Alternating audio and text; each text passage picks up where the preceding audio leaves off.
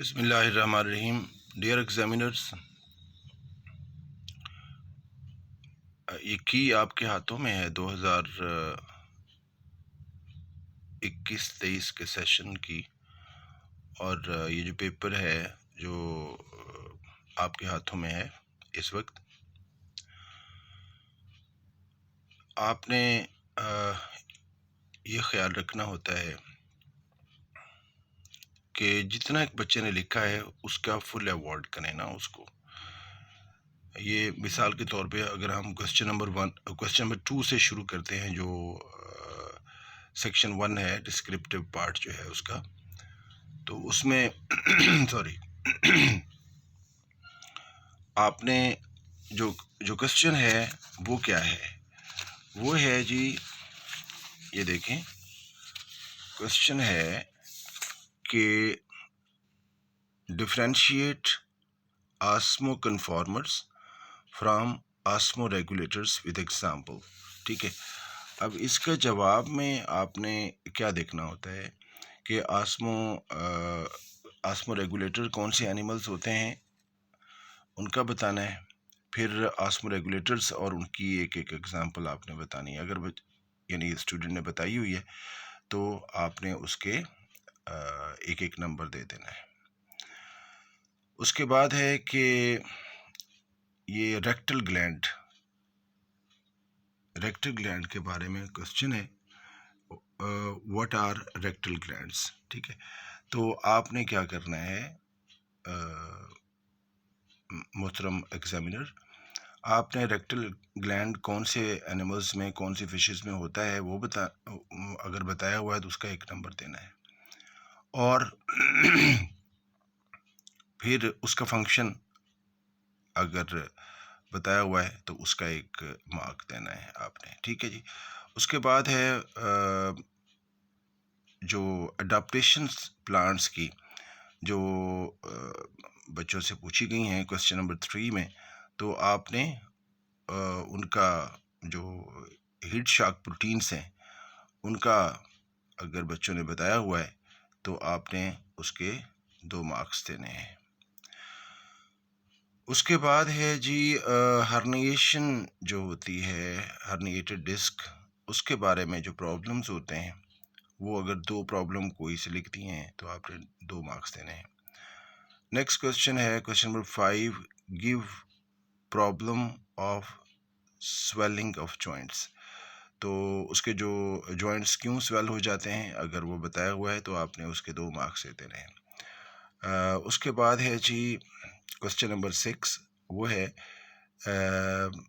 कि आपने question number 6 में पढ़ देता हूँ ताकि आपके लिए इजी हो जाए। क्वेश्चन नंबर 6 में पूछा हुआ है aerobic exercise increase muscle efficiency, discuss it. ठीक है, अब ये डिस्कस तो पता नहीं कैसे हमारे एग्जामिनर ने लिख दिया, डिस्कशन नहीं होती, सिर्फ आपने वहाँ पर थोड़ा सा बयान करना होता है, उनको शॉर्ट आंसर होता है। तो उसमें जो येलो बॉक्स में दिया हुआ है, अगर आप चैप्टर नंबर 16 में देखें तो वहाँ एक्सरसाइज के हवाले से बताया हुआ है कि माइटोकॉन्ड्रिया का नंबर इंक्रीज हो जाता है। ठीक है, और फिर ये मैंने लिख दिया है साथ। उसके बाद है जी मायोग्लोबिन इंक्रीज हो जाता है, और इसके अलावा क्या होता है, जो फैटीग है उसके खिलाफ रेजिस्टेंस पैदा हो जाती है। अगर ये 3 पॉइंट लिखे हुए हैं तो 2 मार्क्स आपने दे देने हैं। सॉरी। फिर है question number 7, description of test tube baby पूछा हुआ है कि ये सवाल क्या है जी। सवाल मैं पढ़ देता हूँ।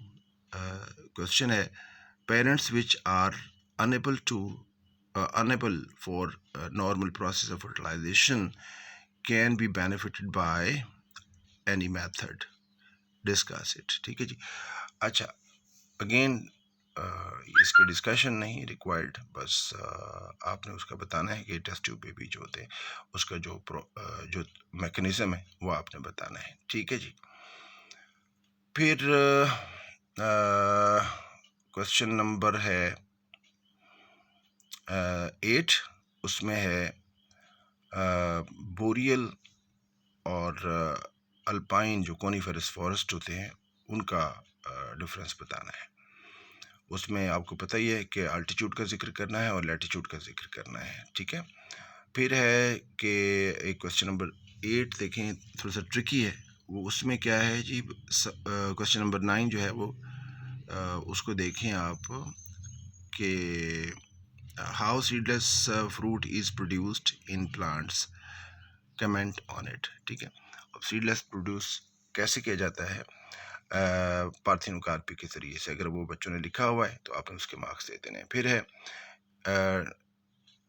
कैसे ये डेजर्टिफिकेशन कैसे होती है, आपको पता ही है डिफॉरेस्टेशन से होती है। और दूसरा जो ग्रास लैंड इकोसिस्टम है, अगर उस पर ज़्यादा ओवर ग्रेसिंग हो जाए तो फिर वो क्या होता है, वेजिटेशन वहाँ ख़त्म हो जाती है और डेजर्टिफिकेशन हो जाती है। इसके एग्जांपल डस्ट बोल जो है, डस्ट बोल उसका वट नॉर्थ अमेरिका का, उसके एग्जांपल दें अगर बच्चे तो आपने 2 मार्क्स दे देने हैं। उसके बाद है वाइल्ड लाइफ की डेफिनेशन आपने अगर बताई हुई है, स्टूडेंट ने बताई हुई है तो आपने उसके 2 मार्क्स दे देने हैं।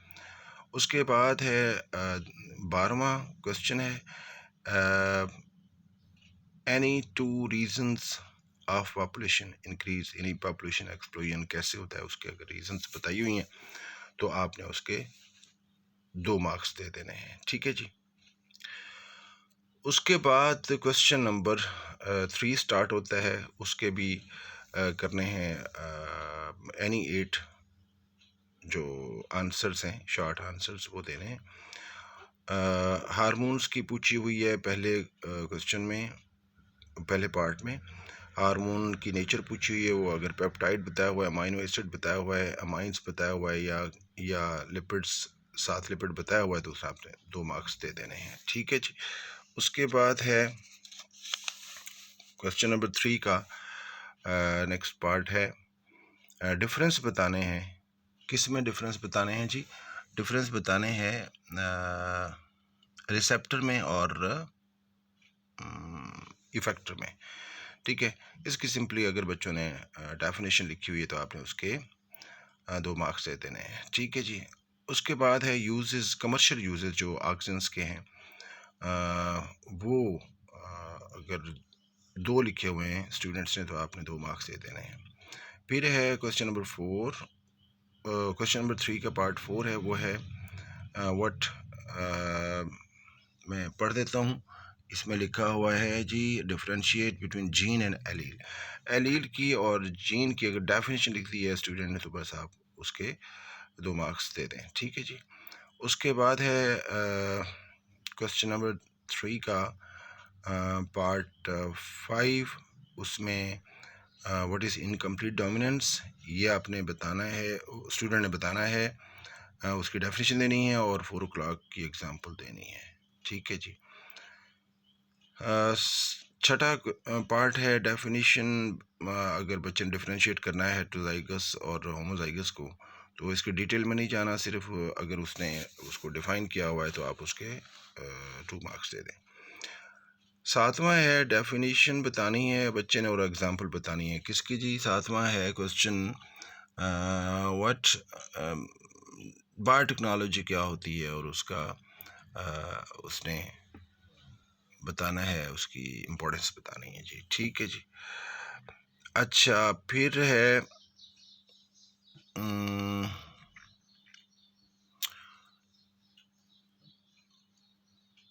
What is a molecular carrier or a vector, give one example, ठीक है जी। molecular vector की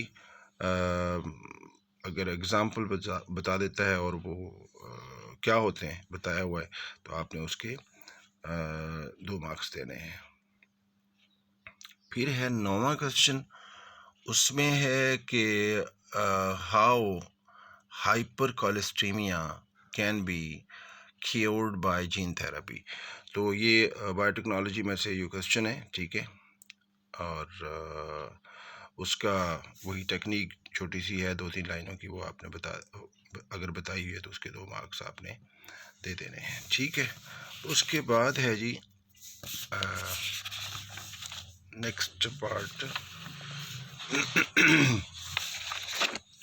वो है क्वेश्चन नंबर 3 और उसका 10th पार्ट है इकोसिस्टम को डिफाइन करना है और उसके 3 जो बायोटिक बायोटिक कंपोनेंट्स जो है वो आपने उसने अगर बताए हुए हैं 2-3 बता दिए हैं तो आपने उसके मार्क्स दे देने हैं। फिर है जी हैबिटेट और इकोलॉजिकल निश। हैबिटेट होता है the area where an organism और स्पीशीज लिव्स। ठीक है जी, पर्टिकुलरली वो रिप्रोड्यूस कैसे कहाँ करती है वो उसका हैबिटेट कहलाता है। ठीक है जी, और जो रोल है उसका एक स्पीशीज़ का इकोसिस्टम में या हैबिटेट में उसको हम उसका इकोलॉजिकल निश कहते हैं। फिर है रूट नोड्यूल्स क्या होते हैं। ठीक है, आपको पता ही है जो अगर फैमिली बच्चों ने बताई हुई है, स्टूडेंट ने बताई हुई है और उसकी किस किस किस फैमिली के जो रूट्स हैं उसमें रूट नोड्यूल्स पाई जाती हैं लेग्यूमिनोसी और फिर उसमें बैक्टीरिया किस तरह से रहते हैं अगर ये बताया हुआ है वो होस्ट करती हैं नोड्यूल्स तो आपने उसके 2 मार्क्स दे देने हैं। क्वेश्चन नंबर 4 है उसमें कंपैरिजन पूछा हुआ है इनहिबिटरी इफेक्ट का और कम्पनसेटरी इफेक्ट का। वो एपिकल डोमिनेंस के ज़रिए से वो रेफरेंस दे के स्टूडेंट बताएगा। फिर है question number 4 part 2 primary organiser क्या होता है आपको पता ही है। जो डॉर्सल लिप ऑफ ब्लास्टोपोर है उसका अगर जिक्र किया हुआ है स्टूडेंट ने और फिर उसकी इंडक्शन का जिक्र किया हुआ है तो आपने उसके 2 मार्क्स दे देने हैं। फिर है क्वेश्चन नंबर 4 और उसका पार्ट 3 है कि ये यूनिवर्सल नहीं होता जो जो जेनेटिक कोड है उसकी 2 एग्जांपल्स जो हैं वो अगर स्टूडेंट ने बताई हुई। एक ये कि यूजीए जो है वो नॉर्मली स्टॉप कोडॉन होता है लेकिन माइटोकॉन्ड्रिया में ये स्टॉप कोडॉन नहीं होता, ये ट्रिप्टोफैन के लिए स्पेसिफाई करता है। और इसी तरह से AUA ये स्पेसिफाई करता है different different amino acids in cytoplasm और माइटोकॉन्ड्रिया में। फिर क्वेश्चन नंबर 4 का क्वेश्चन नंबर 4 इसका पार्ट है जी इसका 4 उसमें ये पूछा हुआ है कि ये चेंजेस कैसे मॉडिफाई कैसे किया जाता है आरएनए को यानी ट्रांसक्रिप्शन जब हो गई ट्रांसक्रिप्ट बन गया तो उसमें कैसे कैसे उसमें चेंज किया जाता है। तो उसमें टेल का जिक्र करे स्टूडेंट और उसका आरएनए कैप का जिक्र करे तो आपने उसके और साथ वो बता दे कि न्यूक्लियसेस ये टेल और जो होती है आरएनए कैप होता है ये ऐड इसलिए किए जाते हैं कि न्यूक्लियसेस और फास्फोटेजेस जो हैं उन पे वो ना कर सकें, उनको डिस्ट्रॉय ना कर सकें। उसके बाद है 5वां क्वेश्चन क्रोमोसोम एलाबोरेशन और पॉइंट म्यूटेशन का सिर्फ डेफिनेशन दी हुई है तो आपने 2 मार्क्स दे देने। फिर है माइटोटिक अपरेटस क्या होता है। ठीक है, आप जानते हैं कि माइटोटिक अपरेटस क्या है उसकी डेफिनेशन और फिर उसके फंक्शन बताएं। फिर है क्वेश्चन नंबर 4 पार्ट 7 इसमें जी कैंसर सेल आपको पता है उसका साइज और डिफरेंट होता है नॉर्मल सेल से। फिर उसका जो प्रोपोर्शन होता है साइटोप्लाज्म का और न्यूक्लियस का वो डिफरेंट होता है। फिर इनकी इनकी जो डिवीजन है वो डिफरेंट होती है। अगर ये 2-3 पॉइंट बताए हुए हैं तो आपने 2 मार्क्स देने। फिर है मॉडर्न सेंसेस क्या है उसकी डेफिनेशन या कॉन्सेप्ट उसका अगर बच्चा डिस्क्राइब कर दे तो आपने 2 मार्क्स देने। Define endangered species. ठीक है, एंडेंजर्ड स्पीशीज की डेफिनेशन और उनको कैसे प्रोटेक्ट करना चाहिए ये आपने अगर कोई से स्ट्रेटजीज बता दी हैं स्टूडेंट ने कोई सी तो आपने उसके 2 मार्क्स देने हैं। उसके बाद क्वेश्चन नंबर 5, 6, 7 और 8 और 9 ये इसमें कोई ऐसी बात नहीं है मेरे ख्याल में जो पॉइंट टू पॉइंट बताने वाली हो, सीधे सीधे सवाल है और उसका जवाब अगर फुल, क्योंकि डिस्क्राइब करना होता है बच्चे ने, तो मेरे ख्याल में इसमें कोई ऐसी चीज़ नहीं है जो की के हवाले से आप तक अपने मारूज़ात में मैं शामिल करूँ। अल्लाह ताला आपका हामी नासिर हो, और अल्लाह ताला आपको ईमानदारी से पेपर मार करने की तौफीक अता फरमाए। और क्योंकि आपके हाथ में कलम होता है, आप जज होते हैं, आप ये जजमेंट बड़ा मुश्किल काम है। अल्लाह ताला आपकी काम में बरकतें अता फरमाए, आपको कामयाब करे। बहुत बहुत शुक्रिया।